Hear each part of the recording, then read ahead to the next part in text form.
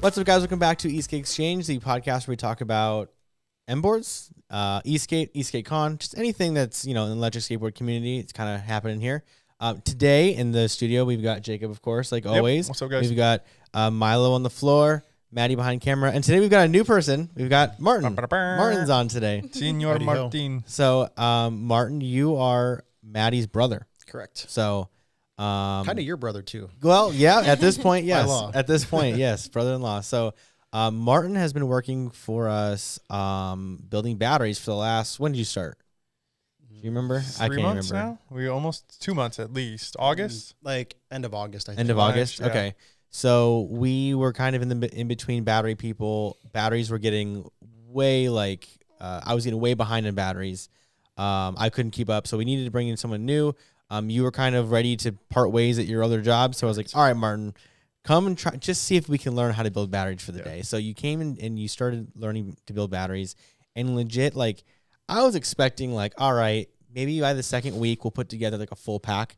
I think it was your first day or second day you built an entire pack beginning to end. So it was you just picked up soldering super quick. The extent of my knowledge of soldering was one time my dad was doing some plumbing work in his which is completely the different, totally different. Just lather the hell out of the pipe and then just stick the solder and it'll fill the gap. Yeah. This is a child show, Martin. Be careful.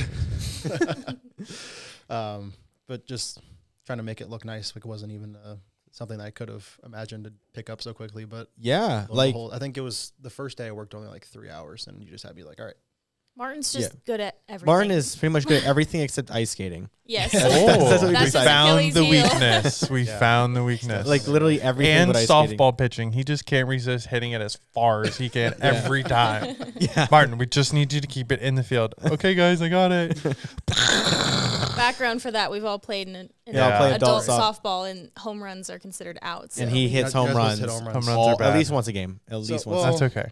I try my best to not do that, and then every time that Mike always hits after me, he's always like, "All right, Martin, keep it in the park." And I just have it in the back of my head, should I just to spite him? Just do it. Mike, you shouldn't have said anything. Oh shucks, sorry guys. But no, I honestly we learned. I think we taught you how to spot weld in an hour. Yeah. You picked up soldering in a couple hours. We were having you take 2 pieces of nickel, not on batteries, and just solder wires across, and your solder joints were looking really good. We were beating the hell out of them with hammers. They weren't coming apart. So it all worked out really well. And I just couldn't believe how quickly you picked up, building batteries. Unfortunately, we won't have you forever though. True. So I think anytime you'll be getting your new job, right? I probably still have a couple more months, but couple more months. All right. Well, that's good. You set the bar very high for your replacement. You did. That's for sure. Martin pumps out 4 batteries a day. I think is his 3 to 4 a day is his average. Depends if I need to group them all together, or if I'm just starting with cells. But if it's already wrapped up, taped up, and spot welded, then definitely 4. Yeah. And so for y'all out there that build batteries, literally 4 batteries a day. So these guys usually it's a week to build their little 10 tube. I just don't have any time. No man, just knock it out. It takes a dude 3-4 hours to do a battery. But I think what we've done is at this point we've got everything in such a way of doing things where we have these little 3D printed spacers to cut our wire exactly the same length every time, stuff like that. When you're doing a one-off pack for yourself once, it takes 5 times longer. But anyways, Martin, I just wanted to kind of highlight Martin on the show because he's built a lot of packs that have come out of this warehouse now. So it's been pretty cool. Okay, but this is not your first time doing electric skateboard things though. No. Right? So when was your first ever experience on electric skateboard? Was it with us? Yeah, it was, right? Well, I guess my first knowledge of them would come back in 2012. Okay. Boosted went on TED Talk or something like that. And Boosted Board TED Talk. Okay. And it was you could drive from Vegas to California on a penny in electricity, and it was interesting. How do you do this? Gas prices are crazy. I'm 12. I have not watched this. 12 at the time, and I was like, oh. You're already worried about gas prices. This gas price is killing me. But it wasn't I'm going to go buy one of those, but it was interesting. And then a couple of years down the road, you roll up to our parents' house with your little Tupperware thing. Yeah. And I'm like, what is this? And then just riding down the street, and it's just, I don't know, really cool experience. And then for whatever reason, I wanted one of my own. It's not like I went to school or needed it really. Right. I was just like, yeah, get one of these. That looks fun. Now he's a freaking Eastgate model. And then we went to, I'm in a lot of the Martin's in the pictures right behind you. The warehouse already before I even started working here. I just came to your warehouse one day and was like, can we bust one of these out? And then I got the Interstellar board before it came out. Yeah. So it was like, we built the prototype, and then I have the prototype. He had like a unofficial release version. Yeah. Smaller battery. It has a Fock box in it though, which is back when the Fock boxes were still good. That thing's still jamming. It's still good. Yeah, still good. I think we're gonna upgrade. I think he's gonna upgrade his battery pretty soon. Yeah, eventually. Probably gonna try to. He's got like an older. I think he's got like a 10-2 like 30Q pack or something. So it's like vintage. I think it was. I cheaped out on the battery because it was like either because I was just buying it for Mike, so it's either like this is 200 or this is 400. I was like, yeah. I knew I wasn't gonna be using it on a daily basis. I wasn't going to be using it to get to work or anything. Right. It was just for fun thing. Just a toy. But after going to Catalina Island and riding the prototype for the endurance, like I'm riding that board, and then I have to. Mike's like, all right, I want to ride that one now, and I'm like, I'm gonna go back to my board. The difference is like a 12.4 Molicel pack compared to a 10.2 30Q pack is like. Night and day just there, and not even including the upgraded motors or anything. Jamming up the hills going 25 miles an hour and then going on my board. It's like, all right, maybe we'll make it. I mean, I'm not the biggest guy, but... but you're not light either. 230, so trying to get 6'4", 230. Yeah, get me up we the build hill. big boy boards around here. Yeah, you know? the boards if they now can't handle us two, then they're not going out this door. I can guarantee that. That trip sparked an interesting conversation that you said that you preferred your old deck, right? Over the carbon fiber deck. Right. Interesting. I don't like the stiffness. The stiffness, yeah. That's cool. And then we went to Boulder City and went on a ride a couple weeks ago. And I was riding that carbon fiber deck, and I was like trying to get some bounce on it. And none. So it was like, I don't know. Like, I guess it's like better to be firm and feel like you might have a little more control. But that's a personal preference thing, though. Everyone's got a different thing. So carbon fiber, I feel like might be safer, maybe. I don't know. Honestly, I don't know. I don't know how you could quantify safety. Maybe there's different terrains, that people will say one is better than the other, but like anything, you can argue one way or the other. So I think overall, it's just putting the miles down, and truthfully, I don't ride bamboo anymore because this shit hurts my feet. There's so much concave usually in them, and the shape of them are just not what I like yet. And so when a carbon fiber is out, they're usually a little more simple. It's a little more simplified design. And so it just fits me better. And so I think speed is also a big factor. Yeah. How stable you feel. Right. Yeah. And honestly, the safest board is the board you're most comfortable riding. Right. So at the end of the day is what it is. Like, okay, but what would be your dream board though? If you could redo your whole build, what would it be? Do you have any ideas? Like, would you make a little more powerful? Would you make it a little longer? Would you do like even a little tweak? I'm not much into the trying to go fast as I can. Yeah, me neither. It's just like the enjoyment of just like the rolling back and forth on a nice smooth street, just a leisurely cruise, man, enjoying the sunshine. So I guess what I would want most is range. Yeah, because I just some hill climbing ability. Right, because I would just keep looking down at my controller, and all of a sudden I'm down at half bars. Like, right. Gotta turn around. Yeah. Like the speed thing wasn't very big, but I guess like if I want to get up hills, I'll need power. So yeah. He probably liked like the Haro deck, but with like a bottom mount, like it'd be a big flexy cruiser, but at least it's a little bigger, frame for you. It's a little more to work off. Yeah, because the Interstellar deck's quite short. It is. Yeah, so I think you would probably prefer. Maybe not, but I feel like you'd fit a longer deck a little bit better. What wheels are you riding right now? You're on the 150s. You're on the are you on cloud wheels? I think I'm on cloud wheels. Okay. I think you swapped in 150s just for that trip, but I think normally it's cloud wheels on there. Got it. Yeah, cloud wheels are fun though. They are a good time. Cool. Interesting. Okay, so Martin also kicked ass at our convention last year. He volunteered. You might have seen him serving hot dogs. Yeah, or pizza or whatever. But anyway, so speaking of the convention, we've got our 2023 early vendors. Hi Rosie. Rosie's in the background. She's trying to be part of she's trying to be on the podcast. Okay, so we've got early. So they're confirmed. They're planning on attending. So they're not confirmed. We have a letter of intent. We have pretty much a they don't show up. We're gonna blast them all of us. God damn it! They've told me that they are interested in having a booth. So those names so far let's put it this way. This is like week 1 or 2. Last time week 1 or 2, I had me. That was all I had so far. So the fact that we've already got like 15 people or 15 companies. Oh, hey, look, great. I'm going to be there. Yeah. We've got board bumpers. We've got Esk8Board, which is kind of a newer brand. I think it's like a division of Raldi. We might be able to get maybe one of those boards around the shop too. We can check it out. Do a little Flatland 3D will be there. They make some awesome gloves. Geckoderm, of course. We got Hoist Street. We got MBoards, Metroboard. Onzra will be there this time. In person. Fabian should be there. Yep. Propulsion Boards. Riptide. Brad's super cool. Tracy's super cool. Hopefully they're both coming out. I'm sure Brad will be there at least. Yeah. But Riptide bushings are super cool. Have his own booth. Eric with Shred Lights will be there. SLR Boards, SS Skateworks, Stooge, and Super Beast. And then we've got Wheels and Rides, which is a local company here. And then Two Swift, which is like this really weird two-wheeled thing, which is kind of cool. I think we could probably expect to see our other, local guys here, the Yukos, and we I think are fishing for at least one bike related company. There is a local group. I think we should reach out to them first, give them a shot. But my theory was I don't want Eastgate Con to be overrun by like a whole bunch of other PEVs. I don't want it to be like e-scooter con. I don't want it to be e-bike con. I still want it to be Eastgate, but I think it's important to have some adjacent sports there. So I'm thinking for like every 10 e-skate vendors, we have maybe one e-bike or e-scooter or something else. So at least when you show up to the event, there's a little bit of variety. You get to maybe try a one wheel, try a EUC, try an e-bike that you maybe would never have before. So anyway, that's the kind of the idea. What? We're also we're getting them maybe to go quote unquote reverse. Maybe they've only ridden an EUC. Right. And they said, well, I don't know, skateboards always scared me.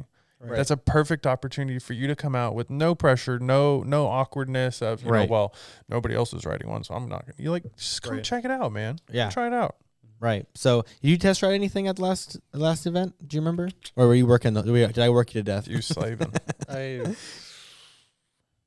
think I just worked. I don't even think you got on the track. Did you? No, I never got on the track. I never went on the track the whole week. I got like 15 minutes, I think, to go ride my personal board in the parking lot. Yeah. We were like hauling stuff with the skateboards. Yeah, I didn't get to do anything. That was a game changer, by the way. Right? I don't know who I saw doing it first. Those one-wheel guys were doing it. Yeah. I was lugging things just like over my shoulder. And all of a sudden I see these guys just blow past me. I'm like, why are we walking? This year 100% we're bringing hella wagons and we're loading up our wagons and skating and everything in. It'd be way better. Although this year we're going to be able to pull trucks right up to our booths this time. Right. Should be able to. So. We hopefully have a freaking awesome location. We're working on it. We're working on it. Hoping to have it confirmed. Yeah. Holy crap. Next week we're making hella calls. I think it's like a dream spot, sort of. Like it's a good start to one. It's pretty cool. Hell yeah. But I don't want to give anything away in case it doesn't happen. Screw you guys. So again, if your favorite brand was not on that list, it's very, very early. It's only October. Events in March. So we have still like 6 months to get everybody confirmed. A lot of the companies won't confirm until 2 or 3 months before. But if you want a specific company to show up, please ask them to show up.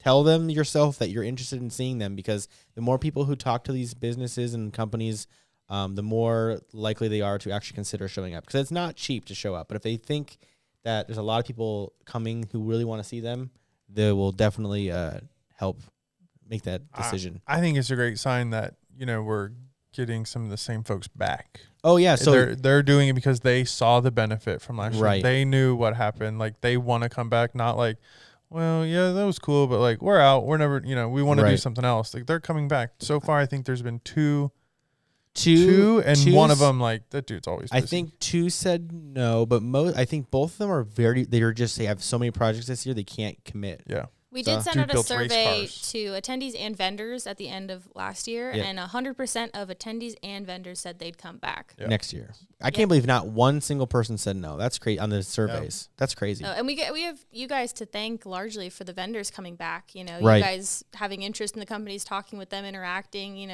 Right. That I means a lot to expect those every companies. podcast listener to show up this year, because it's gonna be a lot of fun. Okay, that's like 2 trips in one. You get the Eastgate Con, and you're also in Vegas. Yeah, that's what we're saying. People keep giving me shit. Why Vegas? I'm like, why? Because people are looking. Where the hell else would you go? Right. They're looking for an excuse to come to North Vegas. Dakota. Yeah, we kind of talked about this. Like, oh, we should do multiple locations throughout the year. No, because that just waters it down. Because then guess what? The guys on the East Coast are never coming to the West Coast. They'll say, well, I'll just wait 2 months. I'll just wait 2 months. Yeah, we can't do. Screw that, man. Go to the same event. There's time, one Super Bowl.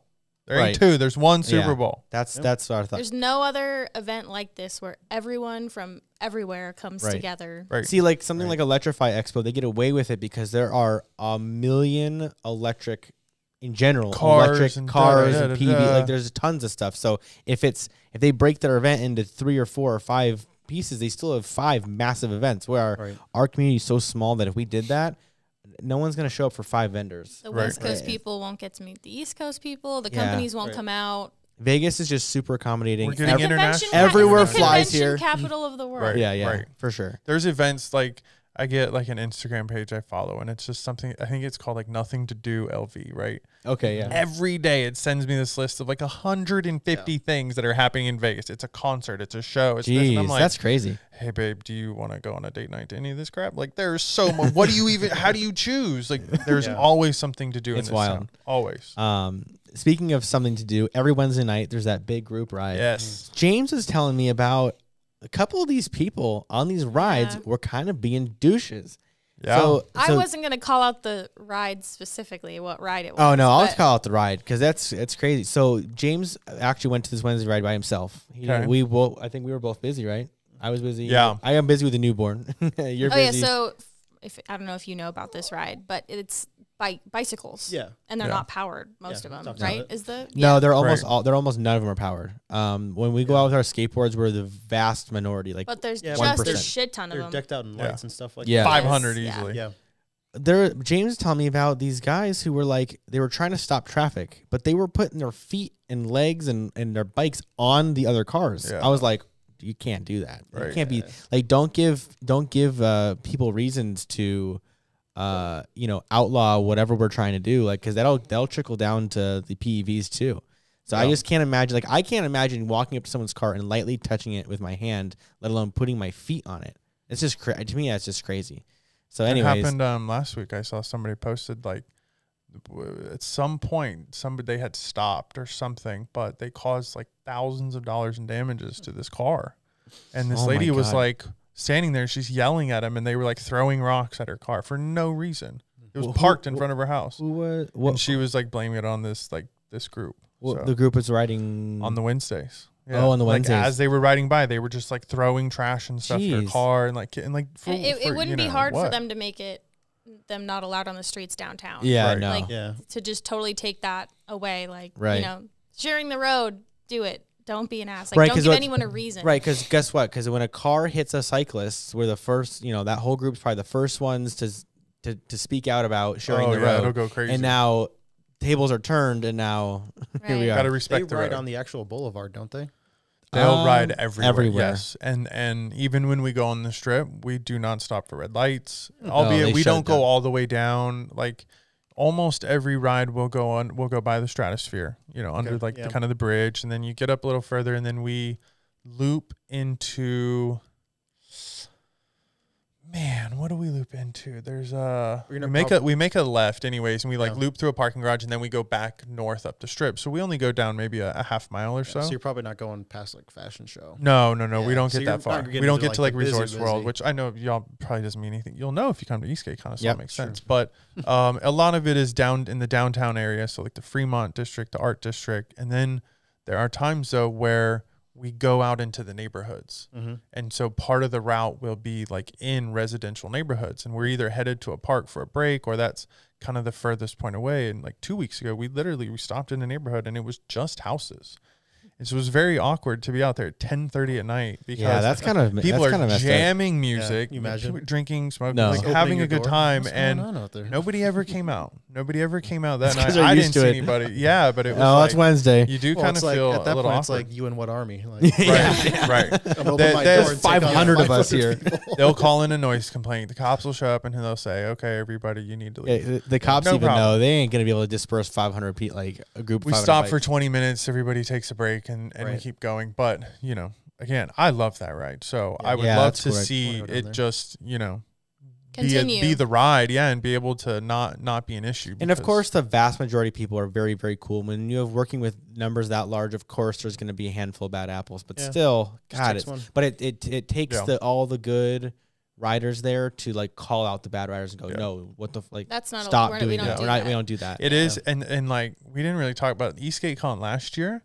Like made me nervous because I was like, man, there are going to be so many people riding around this town that don't know where they can and can't go. They don't know they're not supposed to be here, and you can't be on that sidewalk, and and of course everybody wants to go on the strip. So I remember seeing videos and just cringing, like, we're never going to be able to go back there again. Never going back there again. Like we gotta just release maybe a safety video or something before this year. This year, it's a minor guy. They're still going to probably get broken, but it would be nice to just let them know, like, please don't ride through the valet, right? Well, it sounds so fun, but just don't do it, bro. Like. Yeah, just don't do it. Stay out of there. For those that don't know, the strip isn't a normal like downtown area. Like there's not just sidewalks. Like it's like an above ground subway. You can't just cross the street. Yeah. No, you there's can't. Bridges. There's escalators, elevators, all these. Yeah, things. there is no real way to cross in certain sections of the strip. There's no way to physically cross the street on ground level. Yep. You actually have to go up and over. They're trying to get the pedestrians off the street for obvious reasons, for people getting run over and such. But freaking jaywalkers. But so it's interesting. Anyways, so interesting thing, kind of talking about group rides and legalities and stuff. Maddie, you found a very interesting little series, or maybe it's not a series. It is a series, yes. It's by Electroheads on YouTube, and it's following a legal battle in the UK with e-scooters. Which would directly pertain to electric skateboards. It still is the same thing. Yes, it's under a certain wattage basically, and above a certain wattage. But they aren't allowed on public roads, only on private property. So there's this whole community of people who commute to work on electric scooters, and it became quite a movement actually. And they decided to go very heavy enforcing laws, fines, and I think the woman in the video got 6 points on her license. Which in the UK, I'm not sure if that's a lot of points or not. I'm not sure how the points translate in the UK, but she got 6 points on her license. She got fined. She had to go to court. It was this huge legal battle just for riding her electric scooter to work. Which is so bizarre because you kind of consider like the UK kind of more of like a progressive country, like green energy, stuff like that. And then they are the first to restrict and ban like PEVs, which are like the best type of transportation you could possibly have, aside from a straight bicycle. Right. But still, the belief of the people is that it has to do with the government not being able to tax these vehicles. But leave it to England and their taxes. Don't we pay for power every day? I know, that's the thing. Pay for your electricity. Right. So that's they claim, the government claims it's more of a safety concern.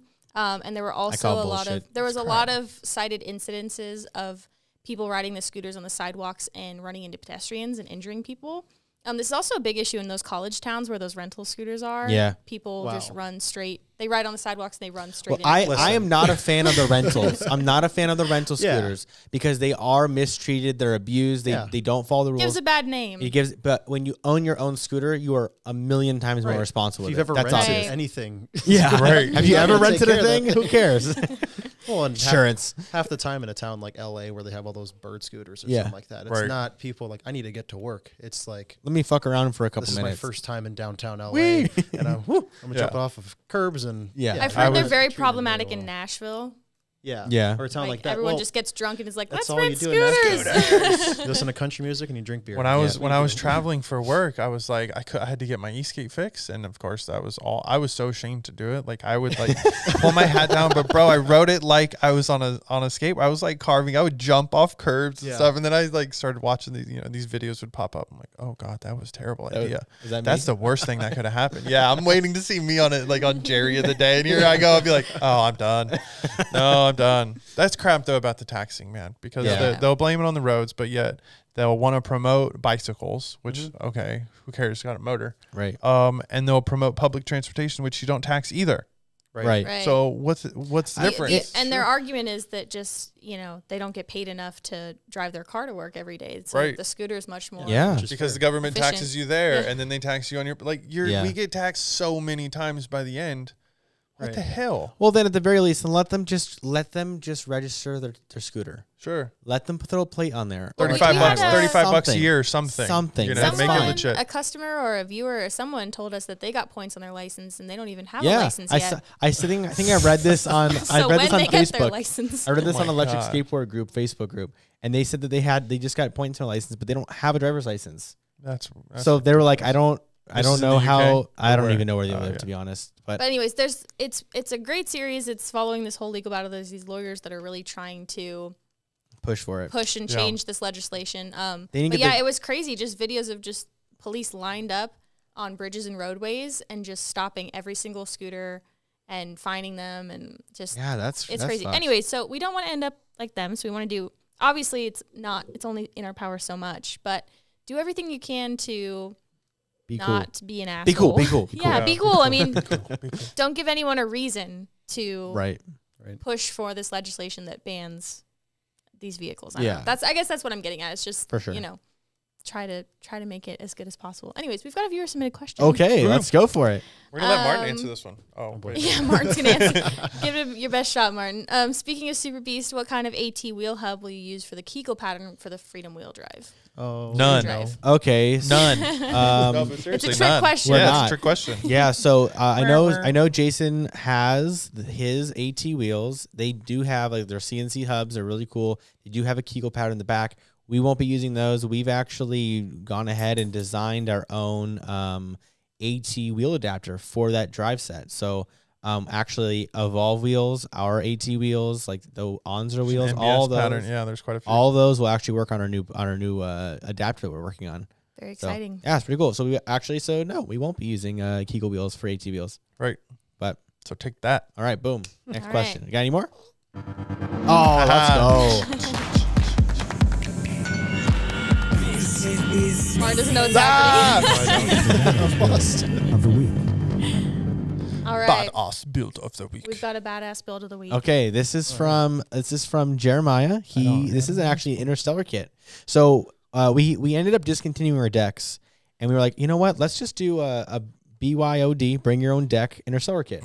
So it's the entire kit. Say that 3 times fast. It's pretty much the Interstellar kit, but there's no deck. So you just need your own deck. So this is his build. He looks like thick. He made it. Fat boy. Did he make it? He made his own deck. Yeah, it's pretty cool. Like a cutting board. Yeah. Yeah. It looks awesome. It's pretty thick though. It's pretty cool. Super cool. He's got a storm coronet, of course, because that's what comes with the Interstellar kit. Thanks for the product placement. Wow. Yeah, look at that. Thing's cool. It's a tank. It's like what the gingerbread man would ride. That's what his board would look like. It's a fucking tank, guys. Looks like a big gingerbread. It's a fat cookie. boy. It's cool though. Yeah, no flex. That's super No cool. flex. No flex. But that's okay. On a shorter board like that, I don't mind the no flex. Yeah. It just, the flex doesn't work for me. I don't use it. My wheelbase is so big. So yeah, that looks really cool. Yeah, it looks good.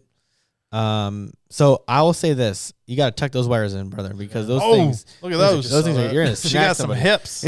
You're gonna snag something. She got some hips. Got some curves to her. She's gonna pull. But she looks good though. The grip tape's actually interesting. I like the interesting pad in the back. Yeah, right. Like it's just a cool design. He's got a 10-2, so he doesn't have the longest range ever, but it is so much room in there though. Did you build that pack? It looks Probably. like Martin's handwriting on Actually, yes, because we didn't do the bring your own deck thing until like less than a month ago. So that certainly was a battery that you built. So I just can't see from here the handwriting on the. It looks like yours to me, but yeah, it probably was. I haven't built a 10-2 in a long time. Right. So Well, if it's mine, I hope it's working out for you. What'd you say his name was? Jeremiah? Jeremiah, yeah. Hope No, it's so working out far for you. so good. Yeah, like it's good. But yeah, great job on your build. The deck was pretty cool. Not gonna lie. Yeah, I dig it. Looks pretty good. All that stuff like that to me is DIY, right? Yeah. Not like, I bought. Sorry. Milo's got his. No, it's not just an amalgamation of parts, right? Like, this was a thought through build. It didn't have any like craziness that had to happen. He didn't have to modify all this crap. Right. Like, he had an idea. He made something. He did it himself. He physically made the deck and then was like, cool, now I'm just going to put power to it. Right. That to me is cool DIY. Yeah. You know, that's cool. You don't have to go crazy and right. Like it ends up more expensive. He probably saved himself a good chunk of change. He had some fun doing it. Did a little project, deck, yeah. You know, had some random wood probably laying in the garage. He's like, oh, okay, I can make this. So that's cool though. I don't have that skill. Yeah. I have never made myself my own deck. I think that's beyond something, you know, I don't have like you don't have the time, but you could do it if you wanted. If no, I could see it. He would do it. Yeah, for sure. Oh my god! Talk about a tank. Yeah, for real. Do out of metal. Do out of aluminum deck. Full aluminum. God. A full aluminum build. Oh god. That just gave me an idea. What if we did our board bumper skateboards, but in aluminum? That'd be cool. Tech decks. That'd be fun. Imagine little how hunter hot boards. An entire aluminum board would get in the sun. Oh wow. Oh yeah. Just the sun alone. Yeah. Or would it stay? Would it keep it cool? I know that's a hunter board. Yeah, hunter boards are full aluminum. The whole deck. Oh well, yeah. Maybe this is an experiment. Although I would not call hunter boards super power hungry boards either. So they probably aren't getting super hot. But Milo really wants us to finish the podcast. Yeah. He's ready to go outside. He's pushing his button. He's got a little button that tells us he wants to go outside, and he really wants to go. He's pushing help right now. Help! Help! All right. I do think that's probably a show, though. Yeah, I think that's pretty good. Yeah, I think I'll play us out. So Martin. Oh God. To check what you have. Do you know? Have you heard this before? Okay, this is the original jingle we paid someone on Fiverr to make for us, and we listened to it. $5. We listened to it, and it was just so funny. So good. It was so good. So Martin, thank you for sitting down with us. We got to get you back building some batteries. Yeah. But yeah, thanks for joining us. Milo is ready to leave. So we have a killer show coming up, by the way. So we do. Definitely be ready for that one. Our Halloween special, man. It's gonna be awesome. A really fun one. So it's gonna be a good time. Yeah. All right, guys. We will see you next week. Catch you next one. Peace.